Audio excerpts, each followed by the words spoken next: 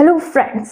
आज मैं अपनी सारी हाउसवाइफ फ्रेंड्स के लिए एक ऐसा टाइम टेबल लेके आई हूँ जिससे वो अपनी स्टडी टाइम को बढ़ा सकती हैं और अपने लक्ष्य की ओर आगे बढ़ सकती हैं। सभी हाउसवाइफ जिन्होंने अपने लक्ष्य बना लिए हैं और वो वाकई में पढ़ना चाहती हैं, वो समय तो निकाल रही हैं लेकिन उसका पूर्ण उपयोग उनसे नहीं हो पा रहा है। वो जब भी समय निकाल कर पढ़ना बैठना चाहती हैं, उसी समय उन्हें विचार आता है कि मेरा तो ये काम पड़ा है, पहले मैं ये करके आती हूँ और उसके बाद ही मैं पढ़ लूंगी। तो ऐसी ही उधड़-बुन के अंदर वो क्या करती हैं, अपना सारा समय वेस्ट कर देती हैं और पढ़ नहीं पाती हैं कि मन में तीव्र इच्छा होते हुए भी आप पढ़ नहीं पा रही हैं। तो किस प्रकार से आपका डेली रूटीन आप डिजाइन करें कि आप काम भी कर पाएं और अपने लिए समय भी निकाल पाएं। हाउसवाइफ आपको खुद ही पढ़ना है, अपने लिए खुद ही स्ट्रगल करना है, कोई भी आपकी मदद करने वाला नहीं है। रियर केस 5% ऐसे हाउसवाइफ को सपोर्ट मिल सकता है कि हाँ, हमें थोड़ा बहुत घर से सपोर्ट है, अदरवाइज आपको खुद ही अपना स्ट्रगल तय करना होगा। और अगर वाकई में आप अपनी लाइफ बदलना चाहती हो तो आपको सब कुछ खुद ही तैयार करना है। तो कैसा हो आपका डेली रूटीन, इसके ऊपर हम चर्चा करते हैं। सबसे पहले आपको जल्दी उठना स्टार्ट करना ही होगा। आज नहीं उठोगी तो कल किन्हीं कारणों की वजह से उठना है। जैसे आपके बच्चे बड़े हो रहे हैं तो वो बाहर जाएंगे तो उन्हें जल्दी जाना पड़ेगा, तो आप उनके टिफिन वगैरह के लिए उठ रही हो, आप आपके हस्बैंड के लिए उठ रही हो, आपके फैमिली मेंबर्स के लिए उठ रही हो, या फिर जैसे जैसे आपकी उम्र बढ़ती है तो उसके हिसाब से भी आप जल्दी उठने लगोगी। तो क्यों ना आज से ही आप जल्दी उठने लग जाएं और अपने भविष्य की एक नई नींव डालें। तो सबसे पहला काम, जितनी बजे भी उठते हो उससे थोड़ा एक्स्ट्रा जल्दी उठने लग जाओ। यहाँ पर मैंने 4 बजे उठने की बात कही है, आप इजीली 4 बजे उठ सकते हैं हो। और 4 बजे उठने के बाद आधा घंटा अपने आप को दो, अच्छे से गर्म पानी वगैरह पियो, थोड़ा सा ध्यान लगाओ, एक्सरसाइज करो, अपना डेली रूटीन करो। और उसके बाद जब आधा घंटा आपने अपने लिए बहुत अच्छे से यूज कर लिया, फिर आपको क्या करना है, पढ़ने बैठना है। 4:30 से 6:30 के बीच मुझे लगता है कि आप समय निकाल सकती हैं, क्योंकि अब जो बच्चों का टाइम है, अगर आपके बच्चे स्कूल जाते हैं तो भी काफ़ी बढ़ गया है। आप इजीली इतने समय तक पढ़ सकती हैं। और जो भी हस्बैंड वगैरह हैं, जो भी ड्यूटी वगैरह जाने वाले हैं, वो सभी भी थोड़ा लेट जाते हैं, तो इतना समय आपको पढ़ने के लिए यहाँ मिल जाएगा। तो ये समय आपकी खुद का है, आप अच्छे से अपने आप को फ्रेशन अप करके पूरे ध्यान से पढ़ने बैठिए। और 4:30 से 6:30 बजे तक अगर आप 2 घंटे बहुत अच्छी स्टडी कर लेती हैं तो आपके दिन की शुरुआत बहुत शानदार है। आपने एक नींव डाल दी है और ये दिन जो आपने यहाँ से स्टार्ट कर लिया ना, तो पूरे दिन आप ऐसे एनर्जेटिक रहेंगी कि मैं कर सकती हूँ और मैं पढ़ सकती हूँ, मैं अपने लिए बहुत कुछ कर सकती हूँ। और यहाँ पर जब पढ़ के माइंड में कुछ अपन सेट कर लेते हैं ना, तो वो जब भी आप पूरे काम के दौरान उसे रिवाइज करती हैं, बहुत अच्छे से आपको समझ में आता है। जैसे उसके बाद आपको क्या करना है, 6:30 बजे से एंजॉय करते हुए अपना काम कीजिए। चाहे आपको झाड़ू पोछा करना है, टिफिन बनाने हैं, अपने घर के जो भी काम करने हैं, ठीक है, आप सारे कीजिए आराम से, ध्यान से। आपके कामों में जितना फोकस करना चाहें, सारे एक्स्ट्रा भी काम ढूंढ के लाने हो ना तो ले आना, वो भी कर लेना, ठीक है। 6:30 से 11:30 तक आप बहुत अच्छे से अपना काम कर सकती हैं। इतना काम जब कर रही हैं तो ये जो 2 घंटे पढ़ाई की थी ना, वो माइंड में तो है ही ना, उस माइंड में उसे रिवाइज कीजिए, रिकॉल कीजिए कि आपने 2 घंटे क्या पढ़ा था, ठीक है। तो जो पॉइंट्स आपके माइंड में आते जा रहे हैं बहुत अच्छा, और जो नहीं आते जा रहे हैं ना, उन्हें आप देखते रहिए। ऐसा नहीं कह रही कि वहीं पे बैठे रहिए, ठीक है। आप काम करते जा रहे हैं, रिकॉल करते जा रहे हैं, आपके माइंड में वही कहानियां चलती जा रही हैं, ठीक है। अब कहानी कहीं से भी टूटी, कोई भी पॉइंट मिस हुआ, सडनली जाकर के उस पॉइंट को देख लो, अपनी कॉपी को कहीं पे भी आप खोल के रख सकते हो। अब 2 काम हम कर रहे हैं, पढ़ भी रहे हैं, हम डेली का रिवाइजेशन भी कर रहे हैं, ठीक है। यहाँ पे रिवाइजेशन और स्टडी कंप्लीट हो जाता है। जैसे ही आपका 11:30 बजे तक काम कंप्लीट होता है, काम देखो कंप्लीट होता कभी भी नहीं है, आपको खींचतान करके उसे कंप्लीट करना होगा। जो भी इंपॉर्टेंट वर्क्स हैं पहले उन्हें प्रायोरिटी दें, और जो भी आपको लगता है कि मैं इसे थोड़ा डिले कर सकती हूँ, उसे आप डिले कर दें और अपने टाइमिंग पर आप आ जाएं कि हाँ, मुझे 11:30 से 12 कर लो, कोई मना ही नहीं है, लेकिन अपने आप को व्यवस्थित करते हुए फिर से आप अपने रूटीन पर आ जाएं और थोड़ा समय निकालकर फिर से स्टडी करें। फिर आप दोपहर में, अगर आपके लंच वगैरह दोपहर में बनते हैं, आपके बच्चे वगैरह उस समय जब आते हैं, तो आप 1 बजे से लेकर 3 बजे तक का जो टाइमिंग है, अच्छे से लंच वगैरह करो, बच्चों को करवाओ, उनके साथ टाइम स्पेंड करो, उन्हें अच्छे से टैकल करो कि हाँ भाई बच्चे हैं, इनको अच्छे से समझाती हूँ, इनसे बातें पूछती हूँ, इनको अच्छे से खिलाती हूँ, इनको रेस्ट करवाती हूँ और खुद भी रेस्ट करती हूँ। तो यहाँ पर देखो, आपने जो भी यहाँ पढ़ा और यहाँ पढ़ा, फिर से उसका रिवीजन कर लो। कहने का अर्थ है कि आपकी जो पढ़ाई हो ना, वो 24 घंटे माइंड में चलनी चाहिए। माइंड में ऐसा नहीं हो कि कोई रील चल रही है या शॉर्ट्स चल रहा है, या आज मुझे किसी ने कुछ कह दिया वो बातें चल रही हैं, या फिर आज परिस्थितियां ऐसी थी उसको सोच सोच के ऐसे टेंशन में मरे जा रहे हैं। वो सब छोड़ दो। देखो, वो तो है जो पूरी लाइफ रहने वाली है, कहीं नहीं जाएगी आपको छोड़ के। ठीक है, बाई चांस अगर आपने आपके लिए बहुत अच्छा कर लिया तो वो बदल सकती है।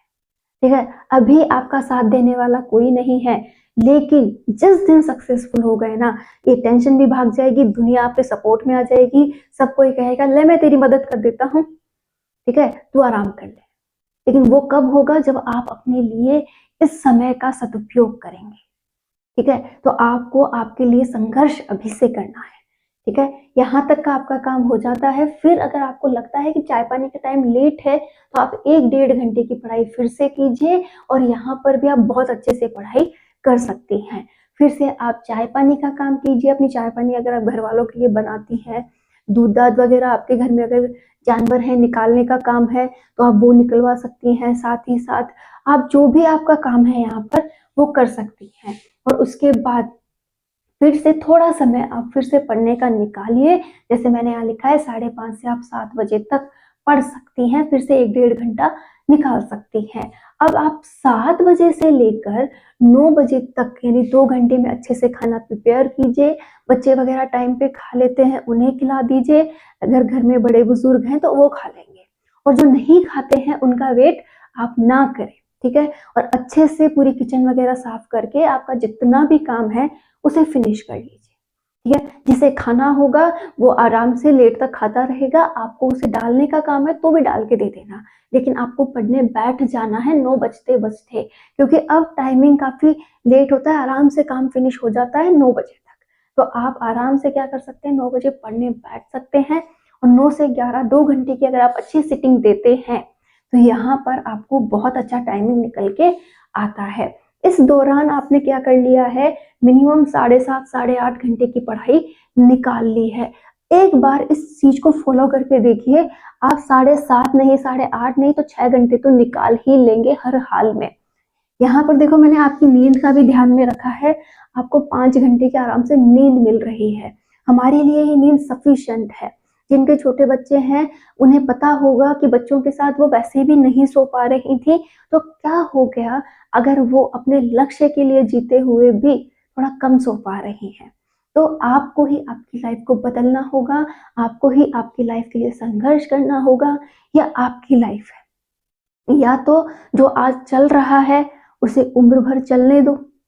ठीक है, और अगर आपको लगता है कि ये आपके आत्मसम्मान पे थोड़ा सा असर डाल रही है, आपको थोड़ा सा अपनी लाइफ को चेंज करना चाहिए, आपको अपने लिए कुछ करना चाहिए, ठीक है, तो आप ये जरूर फॉलो करें, एक अच्छी तैयारी करें। मैं हमेशा आप लोगों के साथ इसलिए आती हूँ क्योंकि मैं चाहती हूँ कि कोई भी एक हाउसवाइफ, कोई भी एक गर्ल अपने लिए कुछ अच्छा कर लेगी ना, तो मैं अपनी लाइफ को सफल मानूंगी। ऐसा नहीं है कि यहाँ पर आपको मैं फर्जीवाड़ा लेकर के आती हूँ। आप किसी भी वीडियो में उठा के देख लीजिएगा, मैंने आपके सामने वही बात रखने की कोशिश की है जिससे कि आपका भला हो सके, आप अपनी लाइफ में आगे बढ़ सके। हर दिन आने का रीजन ये है कि कहीं से भी एक भी बच्चा अगर मोटिवेट हो जाता है और उस दिन का सदुपयोग कर लेता है तो बहुत अच्छी बात है। मैं अपने आप को खुशनसीब मानूंगी कि मैं आपके लिए बहुत अच्छा कर पा रही हूँ। तो आप अपने इस शेड्यूल को जरूर फॉलो करें। अब आप में से अधिकतर विद्यार्थी ये कहते हैं कि इस टाइम को मैनेज कैसे करें। आप मिनिमम 3 घंटे तो अपने सब्जेक्ट को दें। आप सब्जेक्ट को सुबह पढ़ सकती हैं, ठीक है, थोड़ा बहुत दोपहर में पढ़ सकती हैं, तो सब्जेक्ट एक बार अच्छे से क्लियर होता जाएगा। एक टॉपिक ले लीजिए, वो 4-5 दिन में कंप्लीट होता है, कोई बात नहीं। और जो भी बचा हुआ समय है, जैसे रात का हो गया, दोपहर का हो गया, इस समय आप अपने फर्स्ट पेपर को ले सकती हैं।